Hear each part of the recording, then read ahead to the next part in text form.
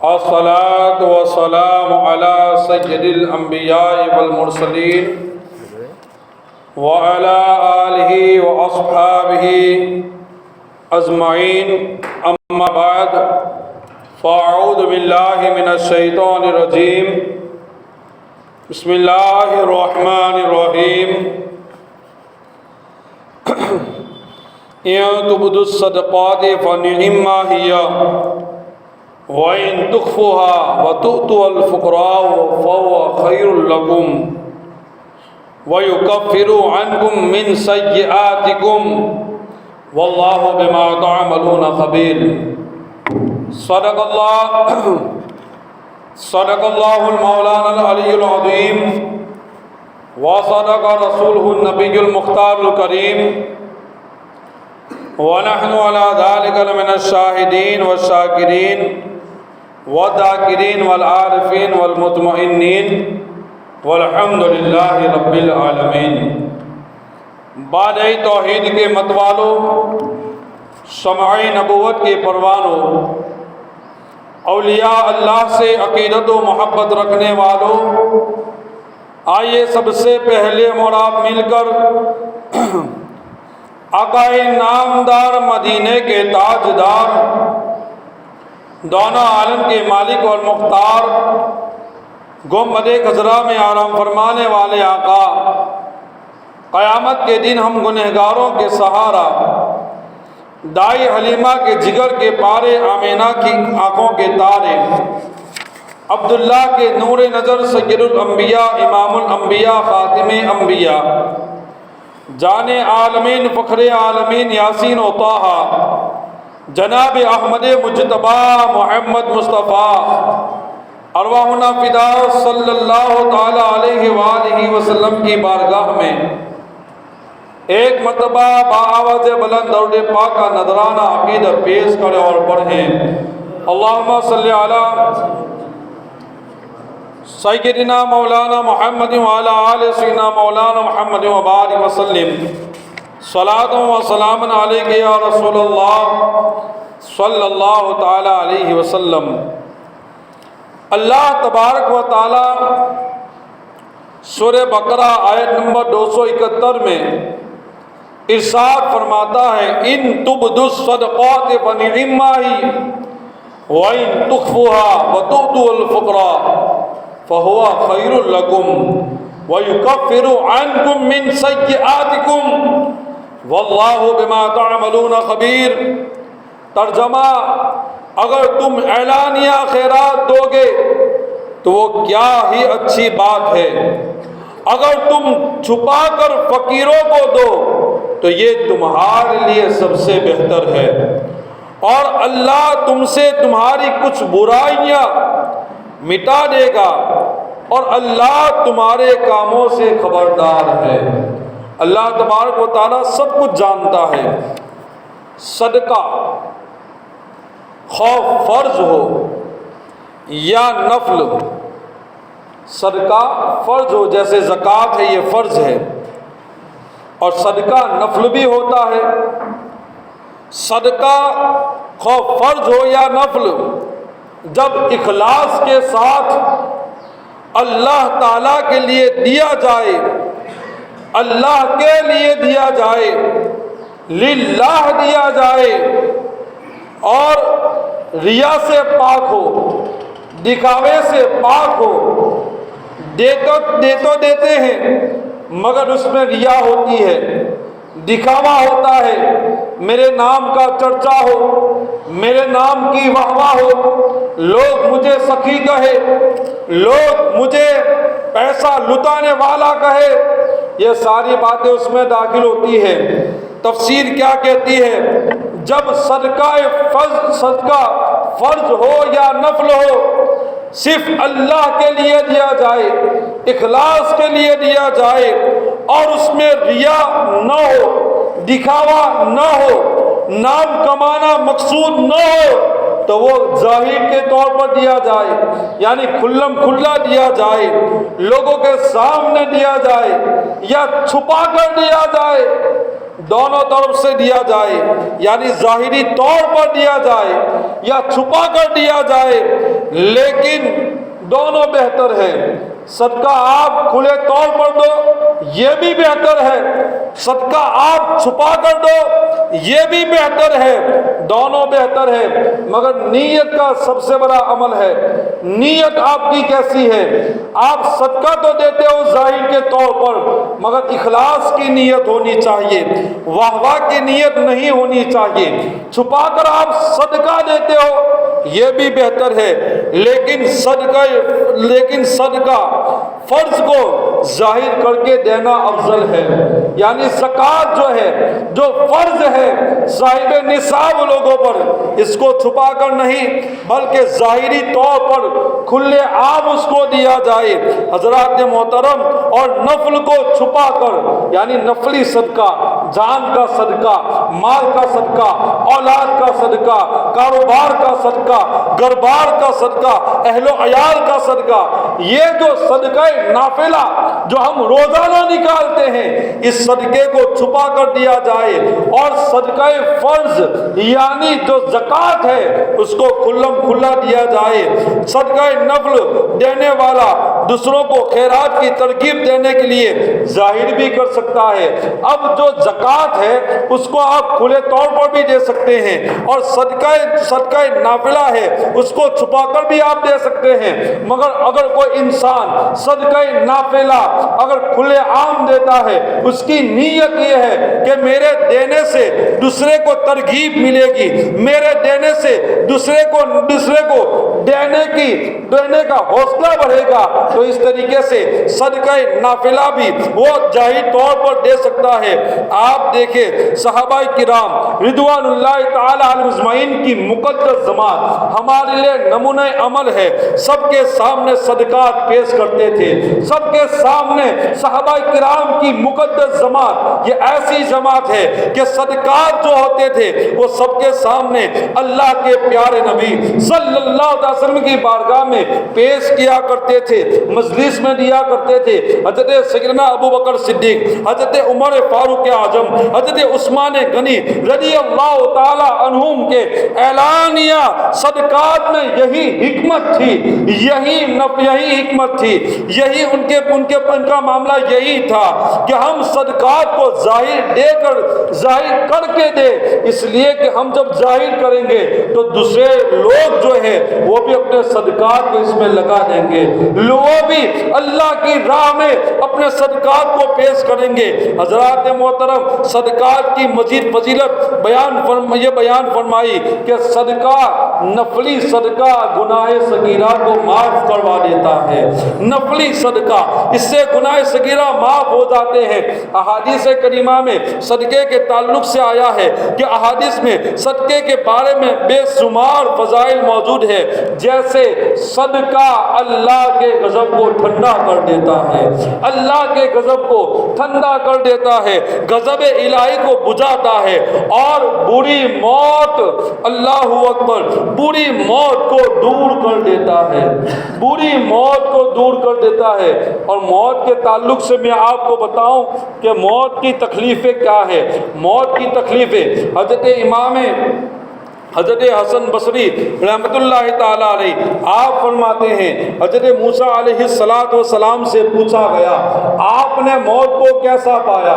موت کو لوگ آسان سمجھتے ہیں، مرنا اتنا آسان نہیں ہے۔ میں اللہ کے کلیم کی بات کر رہا ہوں، میں موسیٰ علیہ السلام کی بات کر رہا ہوں، جو اولو العزم نبیوں میں جن کا شمار ہے۔ 5 نبی ایسے ہیں جن کو اولو العزم کہا جاتا ہے، اولو العزم نبیوں میں جن کا شمار ہوتا ہے، اسی ذات کو حضرت موسیٰ علیہ السلام کہتے ہیں۔ حضرت موسیٰ علیہ السلام سے پوچھا گیا آپ نے موت کو کیسا پایا؟ حضرت موسیٰ علیہ السلام نے جواب دیا، اس ساکھ کی طرح، اس ڈالی کی طرح میں نے پایا، اس ساکھ کے مانند پایا کہ جس کے ساتھ بہت سے کانٹے لگے ہو، اللہ اکبر، بہت سے کانٹے لگے ہو، اور اسے میرے پیٹ میں ڈال دیا جائے جائے، یعنی وہ ساکھ کو میرے پیٹ میں ڈال دیا جائے، میرے پیٹ میں داخل کر دیا جائے، اور ہر کانٹے کے ساتھ میری جو آنتیں ہیں، جس کو ہم آتیڑا کہتے ہیں، میری جو آنتیں ہیں الجھ گئی ہو، پھر اس ساکھ کو کھینچا جائے۔ اللہ اکبر! اتنی زیادہ تکلیف موت کے وقت ہوتی ہے، آپ سوچ سکتے ہیں پیٹ کے اندر کانٹے والی ڈالی کو ڈال دیا جائے، اور کانٹے والی ڈالی کو ڈالنے کے بعد بھی اس کو آنتوں کے اندر، جس کو ہم آتیڑا کہتے ہیں، آتیڑے کے اندر اس کو پیوست کر دیا جائے، اور پھر اس ڈالی کو کھینچا جائے تو کتنی تکلیف ہوگی، کتنا درد ہوگا، کتنی تکلیف اور کتنی درد اور کتنی زحمت اٹھانی پڑے گی۔ حضرت موسیٰ علیہ السلام کہتے ہیں، حضرت موسیٰ علیہ السلام کہتے ہیں میری آنتیں الجھ گئی ہو، پھر اس کو کھینچ کر میرے پیٹ سے نکالا گیا ہو، پھر بھی اللہ کیا کہتا ہے؟ اے موسیٰ ہم نے تیرے ساتھ نرمی فرمائی ہے، اے موسیٰ ہم نے موت کو دینے میں تیرے ساتھ نرمی فرمائی ہے۔ غور تو کرو حضرات محترم، موت کتنی تکلیف والی چیز ہے، موت، اور یہ اللہ کے نبی کی بات ہے، یہ گناہوں سے معصوم ہوتے ہیں نبی، میں ان کی بات کر رہا ہوں۔ حضرت موسیٰ علیہ السلام کی روح مبارک جب اللہ کی بارگاہ میں پہنچی تو اللہ تعالیٰ نے ارشاد فرمایا، اے موسیٰ آپ نے موت کی تکلیف کو کیسا پایا؟ آپ نے موت کی تکلیف کو کیسا پایا؟ حضرت موسیٰ علیہ السلام نے عرض کی، میں نے خود کو اس زندہ چڑیا کی طرح پایا، وہ زندہ چڑیا کہ جس کو کھولتے ہوئے تیل کے اندر، کڑائی کے اندر ڈال دی گئی ہو، نہ وہ باہر نکل سکتی ہے، نہ وہ اڑ سکتی ہے، نہ وہ جی سکتی ہے، نہ وہ مر سکتی ہے، نہ اس کو آرام مل سکتا ہے۔ میں نے موت کو ایسا پایا۔ حضرت موسیٰ علیہ السلام، ایک روایت میں یہ بھی ہے کہ میں نے خود کو اس زندہ بکری کی طرح پایا۔ موت کے تعلق سے موسیٰ علیہ السلام کہتے ہیں کہ اس زندہ بکری کی طرح پایا کہ کسائی جس کی کھال کو اجیڑ رہا ہو، کسائی جس کی کھال کو اتار رہا ہو، میں نے موت کو اس طریقے سے پایا۔ میں کسی عام انسان کی بات نہیں کر رہا ہوں، میں کسی صحابی کی بات نہیں کر رہا ہوں، بلکہ حضرت موسیٰ کلیم اللہ علیہ السلام کی بات کر رہا ہوں کہ جنہوں نے موت کے تعلق سے ہمیں یہ پیغام دیا۔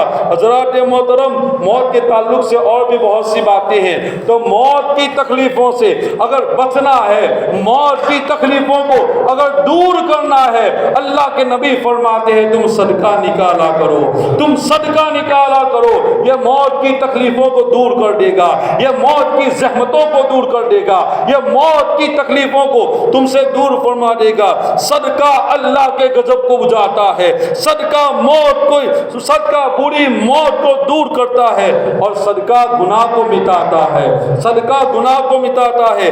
اور صدقہ ایسی چیز ہے کہ برائی کے 70 دروازوں کو بند کرتا ہے، 70 دروازوں کو بند کرتا ہے۔ صدقہ ایسی چیز ہے کہ بری قضا ٹال دیتا ہے، صدقہ دینے سے روزی اور مدد ملتی ہے، صدقہ دینے سے عمر بڑھتی ہے، صدقہ دینے سے آفتیں دور ہوتی ہے، صدقہ دینے سے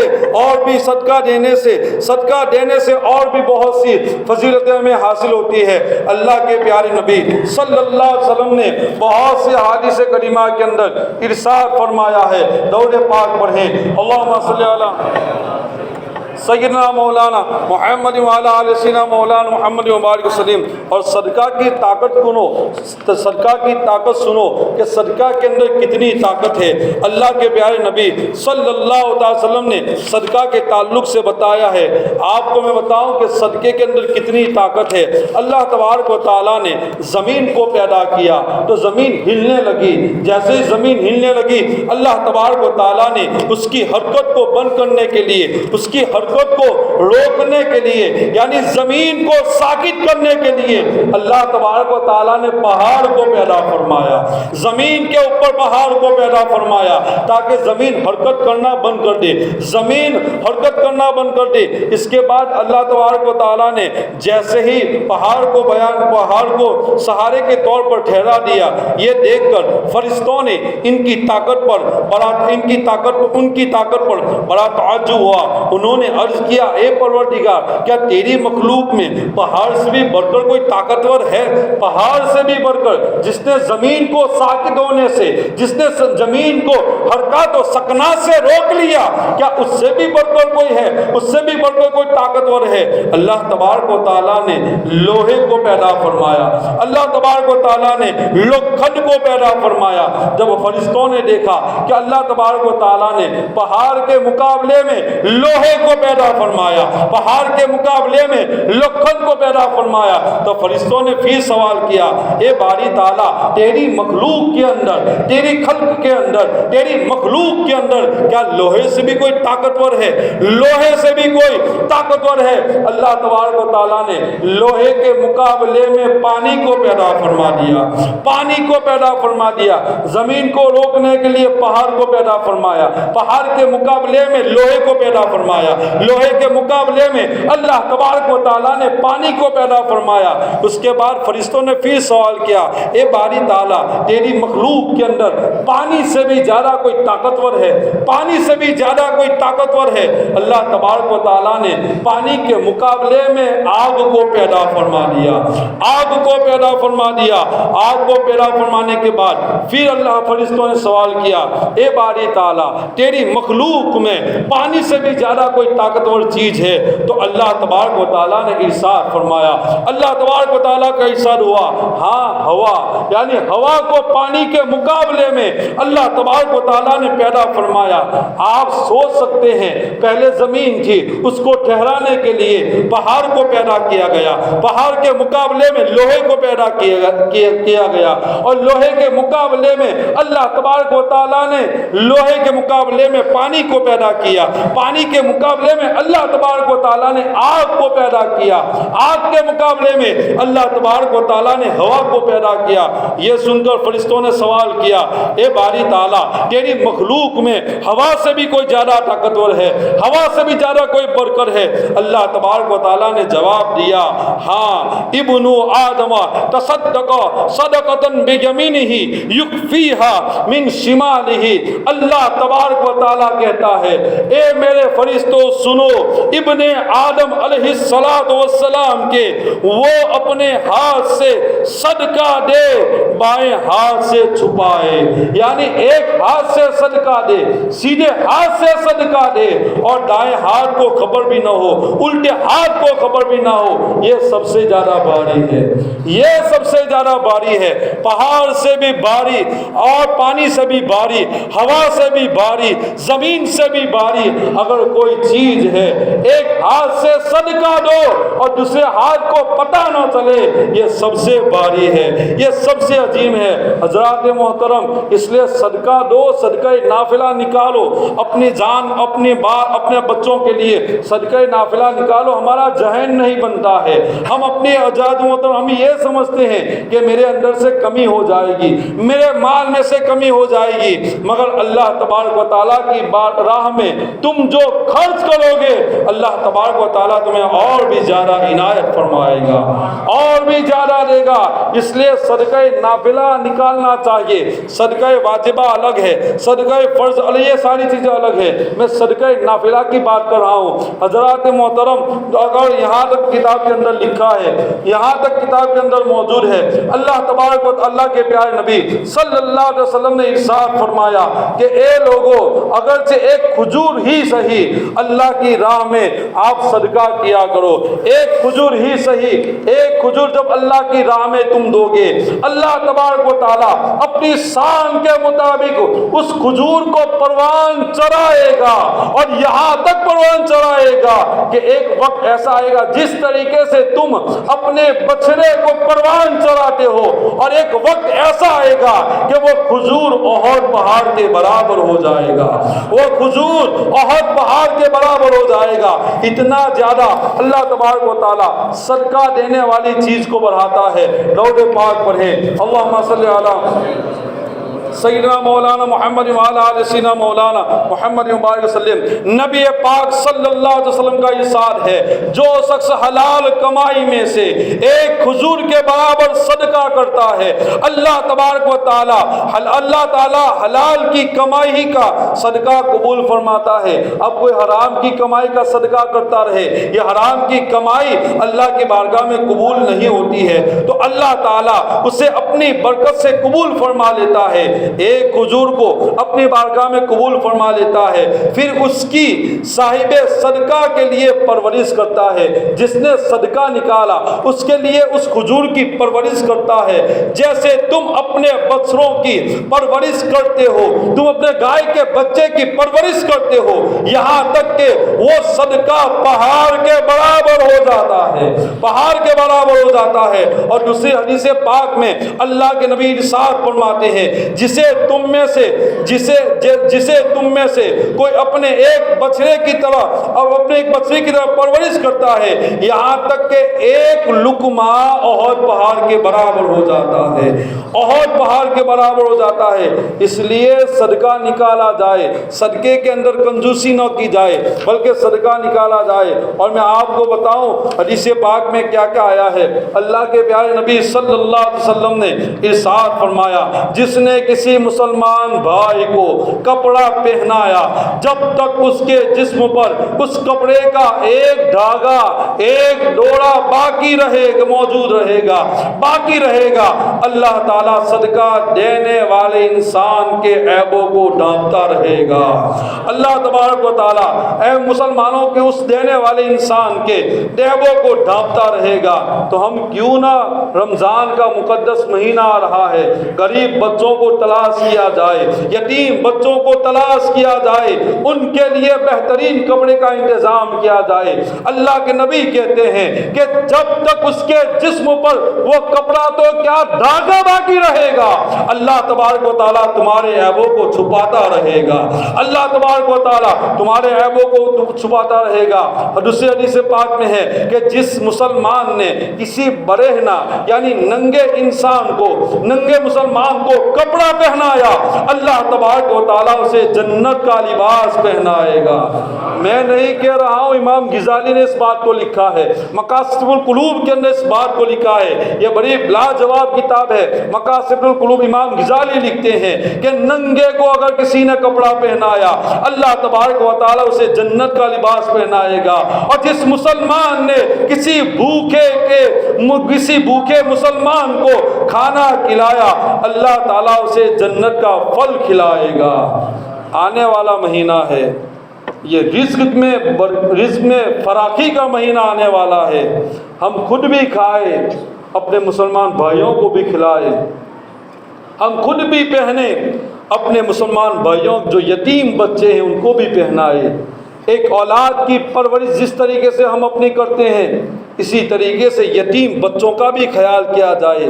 اپنے بچوں کے لیے قیمتی لباس اور غریب و محتاجوں کا ہمیں خیال نہیں ہے، اس لیے نیتیں کرو کہ اللہ تبارک و تعالیٰ نے ہمیں دیا ہے، اللہ تبارک و تعالیٰ نے ہمیں نوازا ہے، ہم اپنے گلی کوچوں کے بچوں کا ضرور خیال کریں گے، ہم اپنے بچوں کا خیال کریں گے۔ حضرات محترم، کھانا کھلانا یہ بہت بڑی چیز ہے، بہت اچھی چیز ہے۔ آپ نے بھی حدیث سنی کہ جو مسلمان بھائی بھوکے کو کھانا کھلائے گا، اللہ تبارک و تعالیٰ اسے جنت کے پھل کھلائے گا۔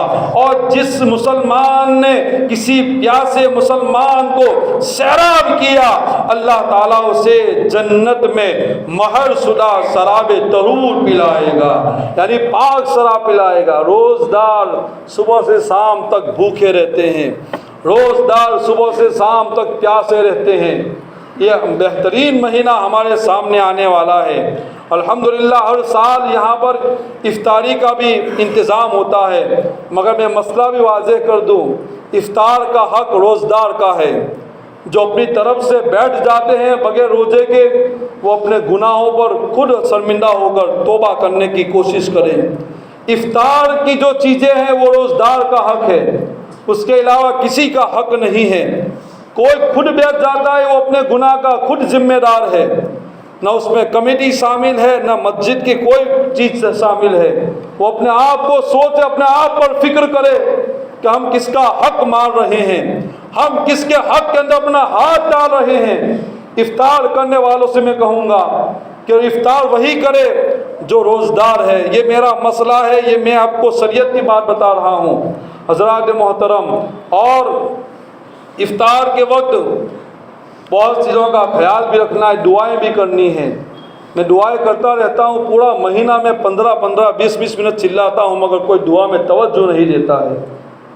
آج حالت دیکھو مسلمانوں کی کیا ہو رہی ہے۔ ہمارے پاس ایک ہتھیار ہے دعا، اس کا بھی ہم صحیح طریقے سے استعمال نہیں کر رہے ہیں۔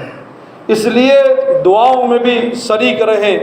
اور ایک افطاری کا کمیٹی نے جو قیمت بتائی ہے، اور اس میں کلی اختیار ہے، کمیٹی کو پورا آپ کو اختیار دینا پڑے گا، اور اس نیت سے آپ 2000 روپیہ ایک افطاری کا بتایا گیا ہے۔ اگر مہنگائی بڑھتی ہے آگے جا کے اور پوری 2000 روپے سے بھی زیادہ اگر قیمت لینی پڑتی ہے تو اس میں آپ کو دینا پڑے گا۔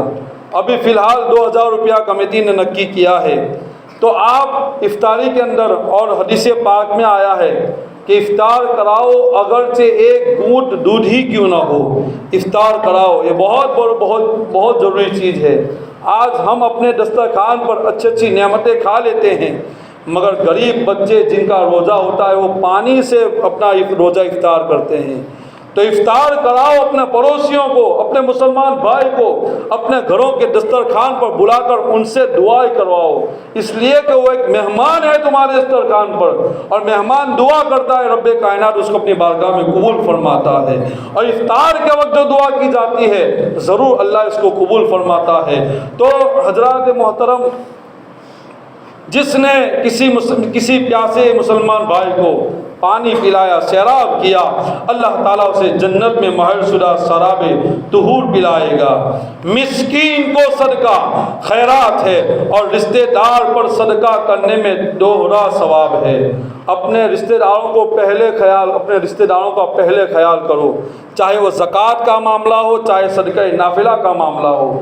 رشتہ دار کے اندر دیکھو کون غریب ہے۔ میرا بھائی تو غریب نہیں ہے، میرا بھائی تو زکوٰۃ لینے کا حقدار نہیں ہے۔ میرے گھر کے اندر وہ افراد جن کو زکوٰۃ لینا جائز ہے ان کو پہلے دیکھو۔ میں ہر سال یہ وہ بولتا ہوں، اپنے گھروں کو مضبوط کرو، اپنے گھروں کو مضبوط کرو۔ آپ زکوٰۃ بھی دو گے، اللہ تبارک و تعالیٰ تمہیں 2 ثواب عطا فرمائے گا۔ ایک ثواب تو زکوٰۃ دینے کا عطا فرمائے گا، اور دوسرا اپنے رشتہ دار کے ساتھ اچھا سلوک کا ثواب عطا فرمائے گا۔ اس لیے اپنے گھر کو مضبوط کرو، ادھر ادھر مت جھانکو، ادھر ادھر مت دیکھو۔ اپنے گھروں کو صدقات کے ذریعہ، اپنے گھروں کی غربت کو ان زکوٰۃ کے ذریعہ دور کرنے کی کوشش کرو، تاکہ تمہارا بھائی بھی تمہاری طرح فخر کے ساتھ زندگی بسر کرے، اچھا کھائے، اچھا پیے، اچھی رمضان گزارے، تمہارا بھائی بھی اچھی طریقے سے زندگی گزارے۔ حضرات محترم، وقت نہیں ہے ورنہ اور بھی بہت سی باتیں کہنی ہیں۔ ایک اور مسئلہ آپ کو سمجھا دوں، تراویح یہ سنت موقدہ ہے، صرف 2 دن کے لیے نہیں، 5 دن کے لیے نہیں، پورا مہینہ آپ کو تراویح پڑھنا یہ سنت موقدہ ہے۔ سنت موقدہ اس کو کہتے ہیں کہ یہ پڑھنی ہی پڑے گی، اگر آپ چھوڑ دو گے تو گنہگار رہو گے۔ ہمارا حال کیا ہوتا ہے، 5 دن آتے ہیں اور 6 دن 7ویں دن تو وہ برف کی طرح پگھلتے ہوئے نظر آتے ہیں، یعنی مسجد سے نکلتے ہوئے نظر آتے ہیں۔ ایسا ماحول کیوں بناتے ہو؟ ایسا ماحول کیوں بناتے ہو؟ پورا مہینہ اللہ نے تم کو تندرستی دی ہے، اللہ تبارک و تعالیٰ نے تم کو طاقت عطا فرمائی ہے۔ ایک مہینہ وہ بھی ہمیں عبادت کرنی ہے، رات کے وقت عبادت کرنی ہے، صبح کے وقت عبادت کرنی ہے، تو ہم کیوں نہ ایک مہینہ گناہوں سے بچ کر، اپنے ساری چیزوں کو چھوڑ کر ہم اللہ کی عبادت کریں، اللہ کی بندگی کریں۔ حضرات محترم، یہ دین ایسے ہیں کہ اللہ تبارک و تعالیٰ ایک دین میں کئی لوگوں کو جہنم سے آزاد فرما دیتا ہے، کئی لوگوں کو جہنم سے آزاد فرما دیتا ہے۔ اس لیے یہ زندگی کے موقع بار بار ہمیں مل رہے ہیں، نفسانیت پر نہ جاؤ، اپنی من مانی پر نہ جاؤ، میں کروں وہی صحیح، میں جو دیکھوں وہی صحیح، میں جو کروں وہی صحیح۔ اپنا تکبر اپنے پاس رکھو، اپنا گمن اپنے پاس رکھو، اللہ کی بارگاہ میں گر گیاؤ، اللہ کی بارگاہ میں رو، اللہ کی بارگاہ میں دعائیں کرو، اللہ تبارک و تعالیٰ بہت نوازنے والا ہے۔ ان اللہ یرزق من یشاء بغیر حساب، اللہ کہتا ہے کہ بے شک میں بغیر حساب رزق عطا کرنے والا ہوں۔ تو ان کی بارگاہ میں آؤ، اللہ کی بارگاہ میں جھکو، نماز کے پابند بنو، زکوٰۃ ادا کرنے کی کوشش کرو اور مکمل طور پر زکوٰۃ ادا کرو۔ 1000 روپیہ بات دیا ہو گیا یہ نہیں، پورے مال کا حساب کرو، پورے مال کی زکوٰۃ ادا کرو، اور جس کا حق زکوٰۃ لینے کا ہے اسی کو زکوٰۃ دو، ورنہ آپ بہت سے گم رہے ہیں، میرا حق ہے، میرا حق ہے، مجھے دیا جائے، اس طریقے سے لوگوں کا پیسہ برباد ہو رہا ہے، لوگوں کی زکوٰۃ بھی ادا نہیں ہو رہی ہے اور سر پر زکوٰۃ باقی رہتی ہے۔ تحقیق کرو، تحقیق کے بعد زکوٰۃ ادا کرنے کی کوشش کرو۔ اللہ ہم سب کو ان ساری باتوں پر عمل کی توفیق عطا فرمائے۔ نیاز کا بھی اہتمام ہے، جس بھائی کو نیاز کرنی ہے مغرب کے بعد یا روزدار کے وقت تو کمیٹی کا سمپرک کرے اور اپنی نیاز کو لکھوائے، درست کھڑے ہو جائے، سبوں کو درست کر لے، سنت موقع ڈالا۔